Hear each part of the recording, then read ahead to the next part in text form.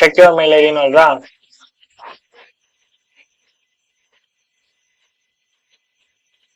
இங்க நல்லா பாருங்க, இது என்னோட ஓல்டு மெயில் ஐடி. இப்போ நியூவா வந்ததையும் பாருங்க. நியூவா வந்ததுல gmail.com வருது. ஓல்டா வந்தது அந்த எக்ஸ்என் மைனஸ் வந்தது அந்த ஹோமோகிராஃபில. பட் நான் எதுக்கு நான் ஃபர்கட் பாஸ்வேர்ட் கொடுத்தேன்? நான் கொடுத்தது வந்து ஹோமோகிராஃபிக்கு தான் நான் கொடுத்தேன். பட் ஆனா எனக்கு வந்திருக்கிறது பாருங்க எதுக்கு வருதுன்ட்டு. ஏன்னா அது கம்ப்ளீட்டா வந்து ஹைஜாக் பண்ணியாச்சு. நம்ம அந்த செஷனே அவங்களோட பேனலே வந்து நம்ம கம்ப்ளீட்டா ஹைஜாக் பண்றோம். இனிமேல் அவங்களால கம்ப்ளீட்டா ஃபர்கட் பாஸ்வேர்டே கொடுக்கவே முடியாது. நான் பாருங்க, நான் திருப்பியும் கூட பண்ணி காட்டுறேன். நான் வந்து எந்த மெயில் ஐடி யூஸ் பண்ண பாருங்க, ஹோமோகிராஃபி மெயில் ஐடி யூஸ் பண்றேன். ஓகேவா?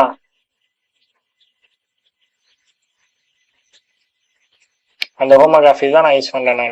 நான் கன்ஃபார்ம் பண்ணிக்கிறேன்.